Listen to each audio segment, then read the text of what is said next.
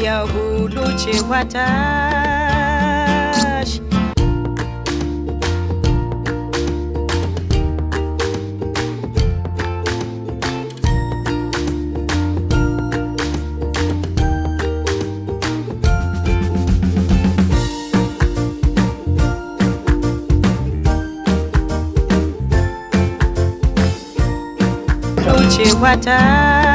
chewatash yetentu tizale እንደምን ሰነበታችሁ ውድ የትዝታ ካዛንቺስ ተከታታዮች።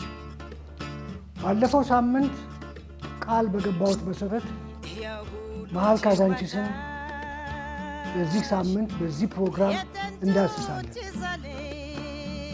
እንግዶች ይዤላችሁ ቀርቤያለሁ። ታውቋቸዋላችሁ፣ የካዛንቺስ ልጆች ናቸው። በዚህ በስተግራዬ በኩል የምታዩት ግርማ ደምሴ ነው፣ በቅጽል ስሙ ፔንቶ። እዚህ ደግሞ ጋሽ ምትኩ አበበ ነው። ምትኩ አበበ አንጋፋ የካዛንቺስ ልጅ ነው እንደሚታወቁት። ቀጣዩ ከበደ በቀለ ወይም ዘሪሁን ጃንጎ ነው።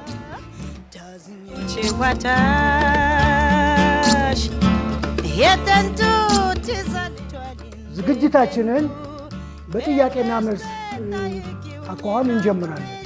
መሃል ካዛንቺስ ስንል መነሻችንን ባለፈው እንደነገርኳችሁ 00 ቶታልን አድርገን በ00 ቶታል ከታረቀኝ ግሮሰሪ ጋር ተነስተን ወይም ከደን ልማት ጋር ተነስተን በስጋ ቤት መደዳ አድርገን የስድስተኛ ፖሊስ ጣቢያን ወደ ግራ ትተን የነ ግርማ ፔንቶን ሰፈር ይዘን ወደ ታች ወርደን ላፎንቴን በላፎንቴን በኩል ወደ እነ ዳንኤል አበበ ወደ እነ አታመንታ ጽጌ እሱን ሰፈር አድርገን ወደ ለገሰ ጋራዥ በመውረድ ወደ እነ እስክንድር በቀለ ሰፈር በዛ በኩል አድርገን በኖራ ማቃጠያ ላዩን ወደ ባምቢስ ወተን በኡራኤል በኩል ቀበናን ወንዝ ይዘን ሳንሻገር ወንዙን ነፃ ቤት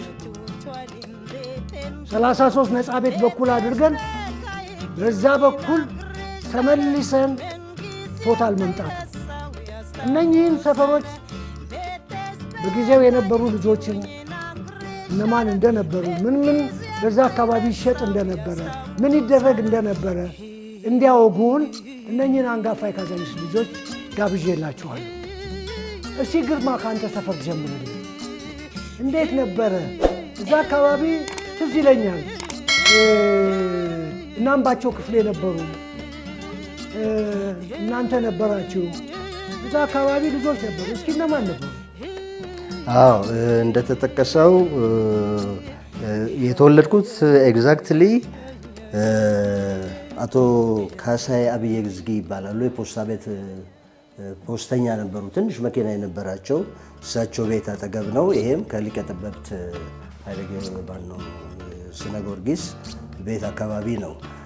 ግን አብዛኛውን እድሜን ያሳለፍኩኝ ስድስተኛ ፖሊስ ጣቢያ አካባቢ ነው። ስድስተኛ አካባቢ ነው አስተዳደጋችን። እዛ ስድስተኛ አካባቢ የነበረ ልጆች ትንሽ ይለያል። ኦፍኮርስ የካዛንቺስ ልጆች ነን፣ ግን እንደ ኢንተርናሽናል ኮሚኒቲ አይነት ነበር አስተዳደጋችን።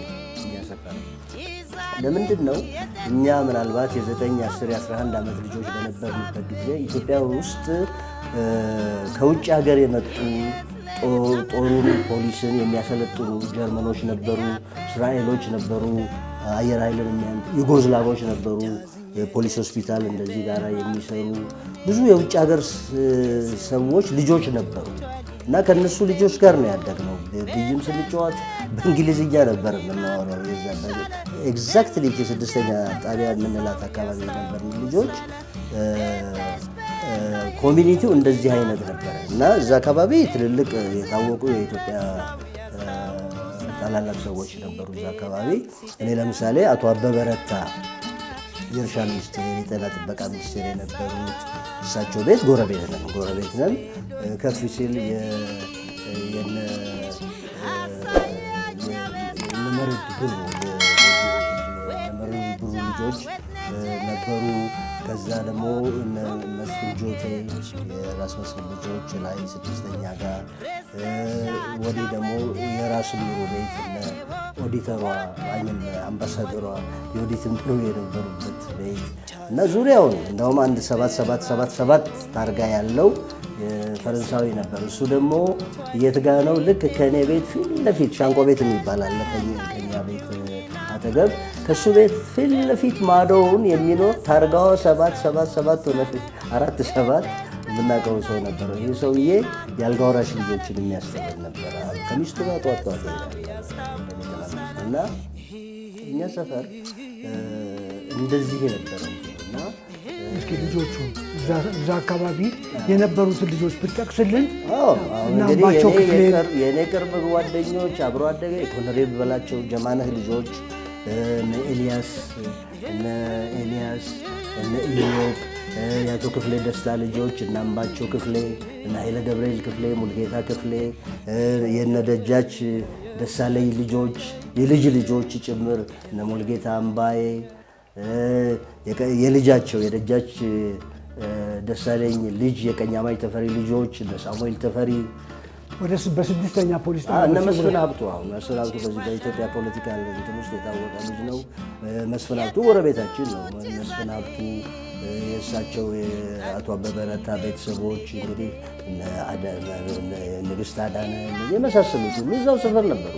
እነ ዳንኤል ሀብቱ እና ሰፋ ሀብቱ የመሳሰሉት ሁሉ እና የአምባሳደር ባለቤት ጎረቤት ነው። የአምባሳደር ሲኒማ አምባሳደር ቲያትር ቀኛማች ማለት ነበሩ። እሳቸው ፋሲል አምባሳደር ሳይሆን የድራይቪንግ ቲያትር ግን ያም የእሳቸው እና እንግዲህ እንደዛ ነው የሰማነው። ልጆች ሆነን እነሱ ነበሩ። ዙሪያውን ብቻ ማዕት ሰው ነበር። ልጆቹ እንግዲህ ከላይ እንግዲህ እኛ ጓደኞች አብረ አደጎቻችን እና አባተ ስብሐት የሚባሉ አሉ። አለፍ ሲል ደግሞ ከስድስተኛ አጠገብ እነ ተፈሪ በኋላ ፖሊስ የሆኑት እሱ ትልቅ ሰው ተለቅ ይላል። ወገኔ ገና ነው ይዘው ነው ሰፈሩ። እነ ጀነራል ሞገስ በየነ ሸዋ ፖሊስ አዛዥ ነበር። በቃ የተያያዘ ነው ሰው እንደዚህ እስከ ስድስተኛ ወደ መናኸሪያ ከእናንተ ጓሮ ወደ አጂፕ ጓሮ እንግዲህ አሁን እኔ ልጅ ሆኜ በደንብ ማስታውሰው ኢንፋክት ይበልጠኛል። እሱ ጌታቸው ቦቸራ ጌታቸው ቦቸራ ውጭ ፋርማሲ ውስጥ ሆነ እዛ ሰፈር እንግዲህ ለጥበባ አንዱ ከኔ ጋር እንደውም ትምህርት ቤት አብረን ተፈሪ መኮንን ሲማር ልክ ነበር። እሱ ጓደኛ ነበሩ። መቶ አለቃ ወገኔ ስድስተኛ ፖሊስ ጣቢያ የራስ መስፍን ጆቴ እነሱ ጎረቤት ነበር። ከእነሱ ቤት አጠገብ ደግሞ የሸዋ ፖሊስ አዛዥ የነበሩት ሞገስ በየነ ነበሩ። በኋላ ጀነራል እንደውም የእሳቸው ልጅ ገነት በእኔ ደጅ ነበር የምታልፈው። ትምህርት ቤት ክፍላችን ሁሉ አንድ ነበር።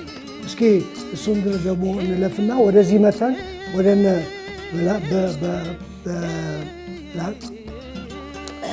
በግርማ ክትፎ እስኪ እንውረዱ።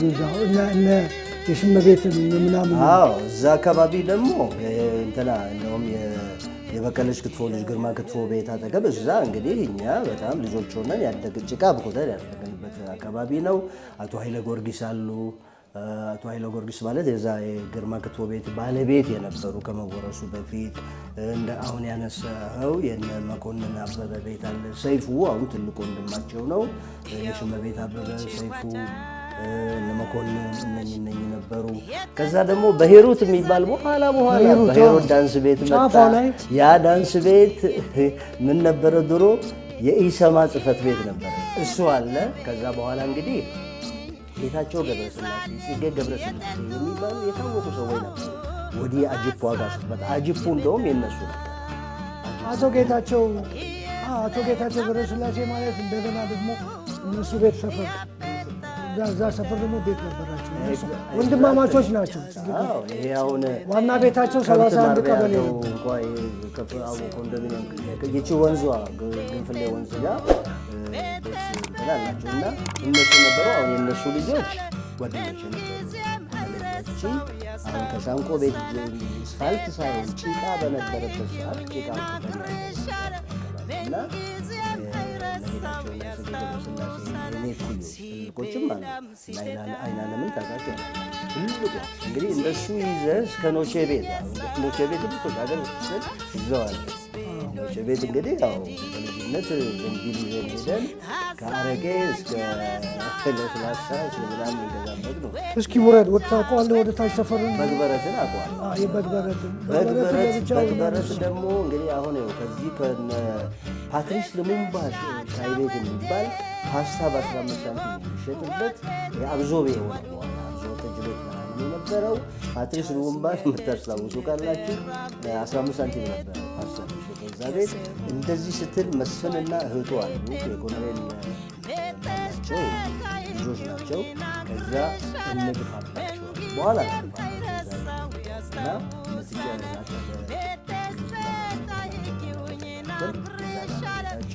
ከዛ እነ ግርማ ሁሉ ግርማ እዛ ነው። ግርማ አስፋው ቤቱ እዛ ነው። እነ መስፍን አሰፋ፣ እነ ሂሩት አሰፋ፣ እነኝህ ሁሉ ጓደኞቻችን ናቸው። ከቤት ጀርባ ነው ሁሉ የተያያዘ እና አሁን በኋላ ላፎንቴን የሚባል መጣ። ወደ ጽጌ መውረጃ ልጆች ነበሩ። ጽጌ ዳንኤል አበበ ሰፈር ኤግዛክትሊ። ከዛ ደግሞ እንደዚህ ከመውረድ በፊት ወረላን ፎንቴን ከመውረድ በፊት የነ ጀነራል አሰፋ የነው ቤት አለ ቪላ ቤት። እሱ ቀበሌ 30 ነበር እንደውም የሚባለው ፖይንት ፎር መውረጃው ማለት ነው። እሱ እንደዚህ ይዘህ እስከ ቲቶ ትመጣለህ።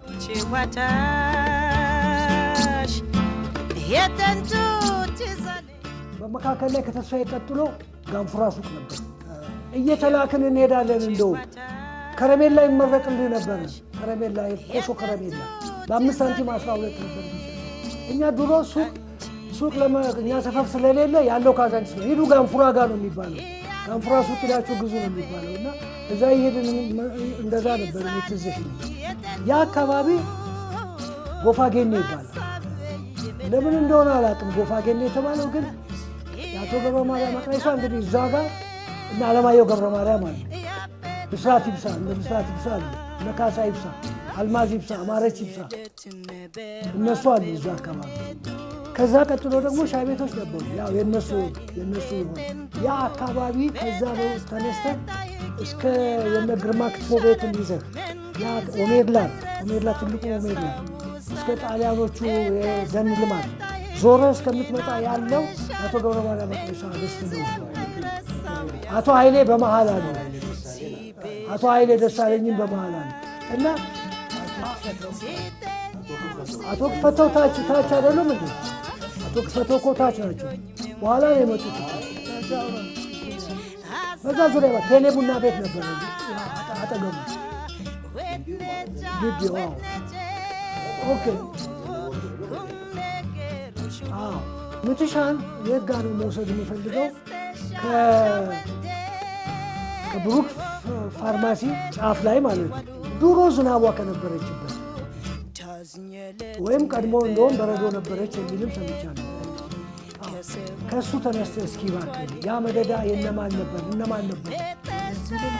ወደ በረዶ ነው የምትመጣው።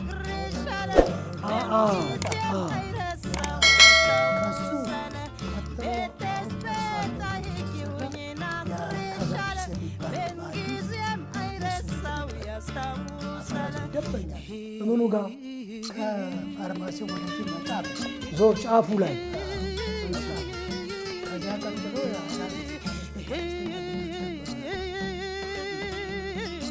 ዝናቧ የነበረችበት ትዝ ይለኛል። ባዶ የእንጨት አጥር ሆኖ አህዮች ምናምኖች ይታሰሩበት ነበር።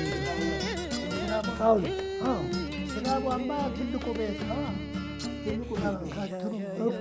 እኮ ወደዛ ናለ በዚህ ተጠግተህ ነው ወደ ዳንኤላ ናውጥ ቤት ሳትደርስ ወደ ላይ ከፍ ካልክ የእሱ የዝናቧ ያለ። እሺ ከዛ ቀጥሎ ወደዛ መደዳ ቤቶቹ ሻይ ቤት የነበሩት ኮባ ሰፈር ናለ። ወይዘሮ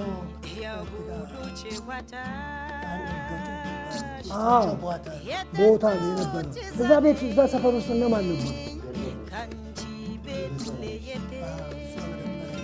ነጸረ ወልደ ሥላሴ ያ ባህር ዛፍ ቅጠል የነበረበት ባዶ ቦታ እኮ ነው አሸዋ ሜዳ የሆነ። በኋላ ብረት ቀጥቃጮች ምናምኖች ይቀጠቅጡበት ነው።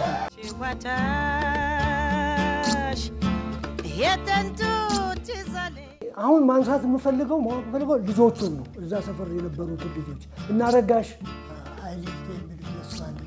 እሺ እንትና አሁን የሞተው ማነው? ጥቁሩ እዛ የነበረው ቹቹ ለቹቹ እዛ ሰፈር ነበር። ቹቹ ሳይብራ አይደለም ነገሩ ቆዩ ወደ ላይ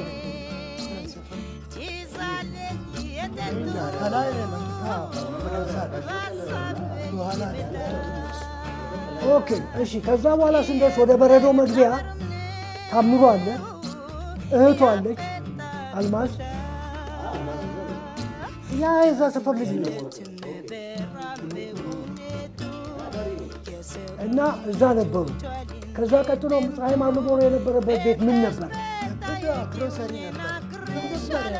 እሷ ሳትገባ የታወቀ ግሮሰሪ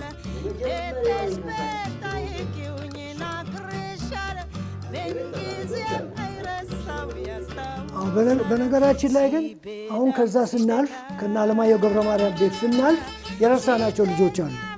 ማን በል እነ ሞገስ ኃይሌ፣ ተገኙ ባዩ እኮ ስንዱ ኃይሉ፣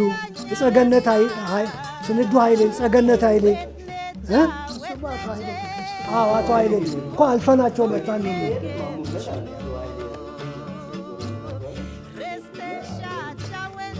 ሰይፉ ገብረ ጊዮርጊስ ራሱ እዛ ነው።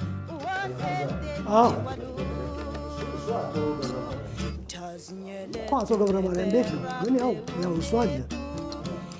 እሺ ከዛ ታምሩ ኃይሌ ነው ያለ፣ አልማዝ ኃይሌ ወደ በረዶ ማለት የጋሼ ኃይሉ ልጆች ነው የምናገኘው። ፎቶ ኃይሉ ፎቶ ኃይሉ እኛ ልጆች አስፋው አለ፣ ገነት አለች፣ ያችኛዋ ሌላ አንደኛ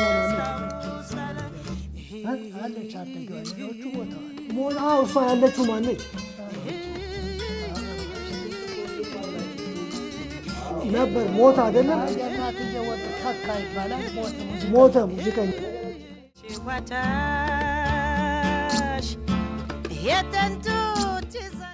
ጌታቸው ድሮ ሟቹ ያሰፋው እንደል ማለት ነው።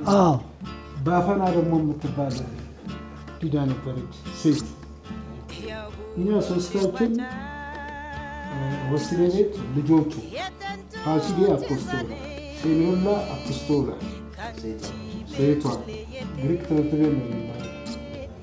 እኔ ትዝ ይለኛል ዳቦ በ20 ሳንቲም የሚሸጠው ትልቁ ዳቦ የተረጨበት ገለው ይመጣና ሲረበው ፈረንጇ ስትመታው እጅጁ እየሳቀ ነው። አንዱ ሄዶ እዛ ግቢያቸው ውስጥ ወይና እና እናትየዋ ምን ያደርጋል? ይሄ በግ ድሮ ባሮስቶ የሚጠበሳል ለሰርግ ለምናምን እሱ ተጠብሶ ሲሄድ ቆርቆሮ አለ የተጠበሰበት እዛ ዳቦ ላይ እዛ ላይ ዳቦውን ፈረንጇ ታመጣና እናትየዋ ቀላቅላ ያንን እንበላለን። እዛ የዛን ጊዜ ካሳንኪስ ላይ ማን ነው እኛን ቀና ብሎ የሚያየን? ጌታቸው እያለ እኛም በቃ እሱ ስላለ ማንኝ ከአቅማችን በላይ ሄደን ነው እንትን የምንታቆ። አሁን ያው ያ ጊዜ አለፈ። ወስሌ ቤትም ተዘጋ፣ እነሱም ወደ ግሪክ ሄዱ። ከዛ በመቀጠል ነው እንግዲህ ወደ ቆይ በቅርብ ታውቀዋለህ አንተ ያንን ቤት? ዳቦ ስንት ነበር? በ5 ሳንቲም ምንድን ነው የሚሸጠው? በ5 ሳንቲም ዳቦ 2 ዳቦ ይሸጣል። በ25 ሳንቲም 5። በብር ደግሞ ድፎ ዳቦ እንደሚሸጥ አለ። ድፎ ዳቦ ያው ምን የመሰለ ለዓመት በዓል ለምናምን ሰው የሚያስጋግረው እዛ ነበር። ድሮ ዓመት በዓል ከየቤቱ የሚወጣ የለም። ያው ከዛ ገዝቶ ነው የሚሄደው። ድሮ ዳቦ ድፎ ዳቦ የለም። ይሄ ለልጆች እኔ አስታውሳለሁ ከኖቼ ቤት በ1 ብር 100 ግራም እንትን ይሸጣል። ሞርቶዴላ 8 ዳቦ ገዛለሁ በ25 ሳንቲም። እሱን ቆርጥና መሀሉን ኮምፕሬንሲቭ እየተማር ማንም ሰው የሚበላብኝ የለም። ምክንያቱም የውሻ የሚባለው እኛ ጥርግ አድርገን የሚበላ ነበር። ያ ጊዜ ነው እንግዲህ የካዛንቺሱ ወስሌ ቤቱ። ከሱ ፊት ለፊት የአጎቴ ብስክሌት መከራያ አለ። ባደግ ባትራኑ አለ። ጋሽ በቀለ አይቼ የዘሪሁን አጎቴ ነው።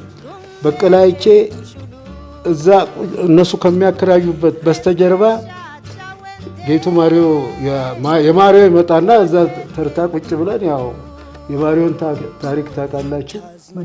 ሳንቲም ሲጠፋ መኮምኮም ነው። በ5 ሳንቲም 6 ክስላ ስለ እንትን ትለዋለህ። ቀኑ ሙሉ ሲጫወት መዋል ነው። ያ የጥንቱ ካዛንቺስ። ከፊት ለፊቱ የነብስራት ይብሳ ቤት አለ።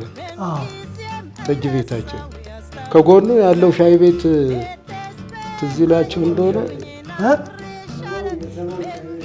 በቃ በ10 ሳንቲም ባለ 15 አለ። ትዝ ይላችሁ። ቆይ ምን ነበር እዛ የሚሸጠው ሻይ ቤት ውስጥ? ሻይ ቤት ውስጥ ፓስቲ አለ፣ ብስኩት አለ። ፓስቲ በ5 ሳንቲም ነው። እሺ ብስኩትም 5 ሳንቲም 5 ሳንቲም። ኦኬ። ከዛ በኋላ እሱ ትዝ ይለኛል በስራት ይብሳ ይመጣና ቤቱ እዛው ጎረቤቱ ነው። አንድ ባለ 10 ሳንቲም አተርክክ ወጥ፣ ባለ 15 ከሆነ ደግሞ ድንች ወጥ በሱ ላይ ገለብጣል። ፓስታ እሳ ላይ ይቀለብጣል ብሎ ነው የሚለን።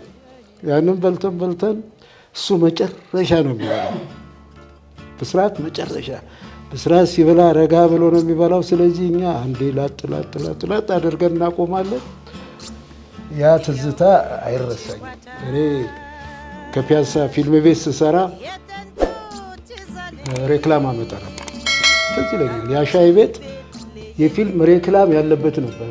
እንደገና ደግሞ እዛ ትምህርት ቤቱ በራፍ ጋር ማነው ቀዩ ባለሻይ ይርዳው ሻይ ቤትም ካዛንቺስም ብቻ በሬክላም ያደረኳት እኔ ነኝ።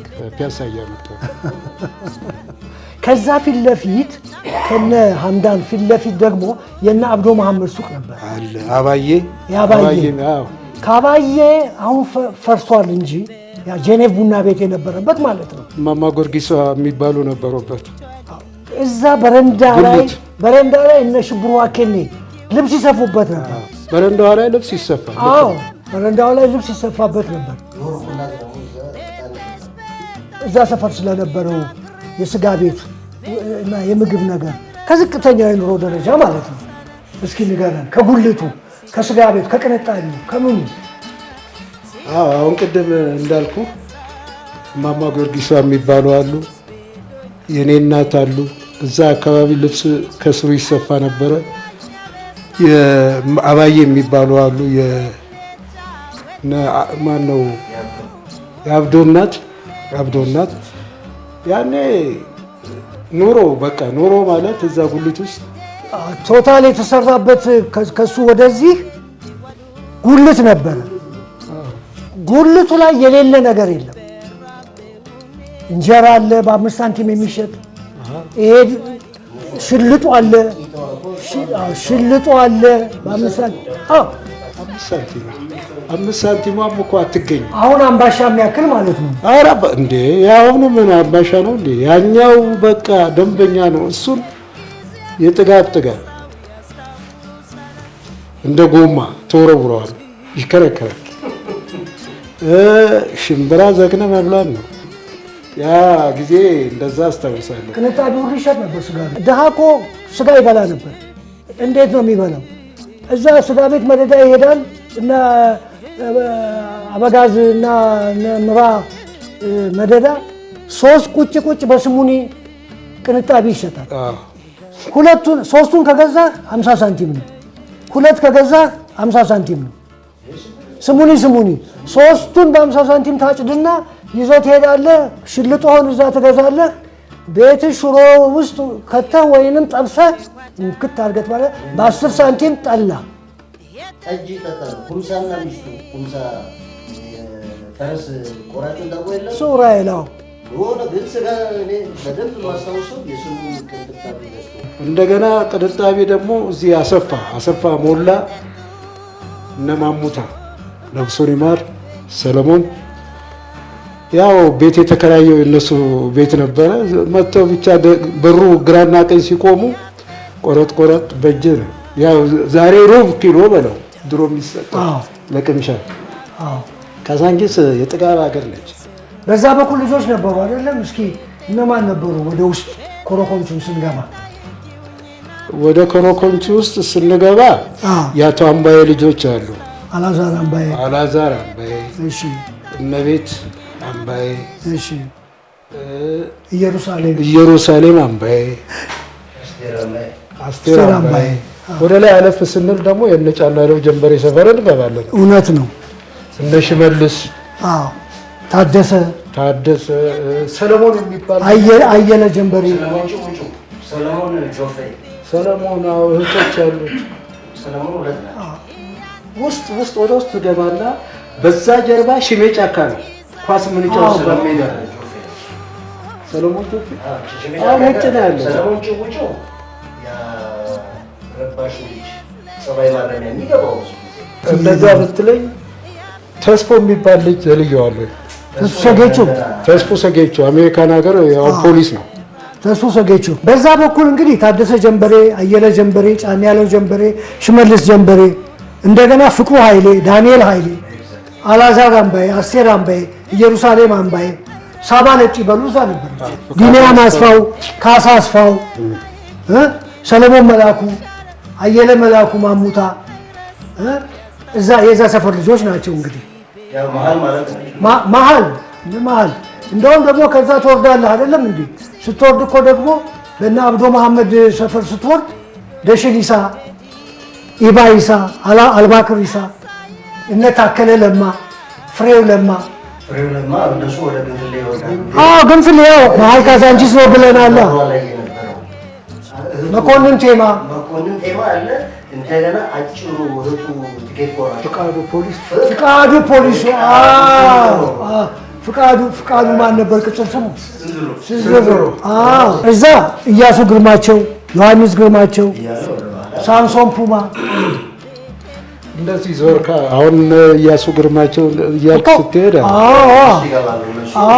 በዛ በኩል አድርጌ ነው ተመልሼ የምመጣው እኮ መሀል ካዛንቺስ ነው ያለው። በዛው በኩል ነው የምመጣው። እነ ብርሃኑ ይልማ ሻምበሉ፣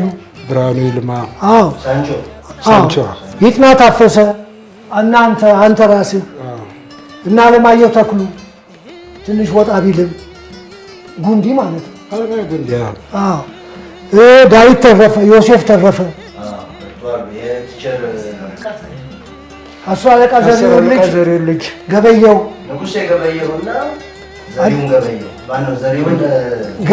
ዘሪሁንና ያኛው ትልቅ ንጉሴ ዘሪሁን እነሱ ናቸው ያሉት። እዛው ካዛንቺስ ደግሞ በዚህ በኩል ቻይና ሰፈር እንደማለት ነው። ተስፋዬ ከበደ፣ ደመቀ ከበደ፣ ሉልሰገድ ሉሉ አለ። ደጀኔ ባሻ፣ ማስረሻ ማን ነበር ያባቷ ስም?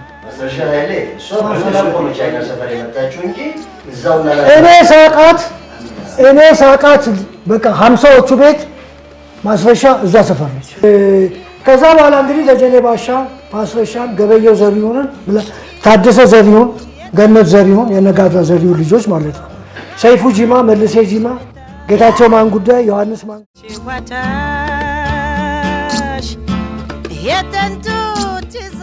እጅግ በጣም አመሰግናለሁ።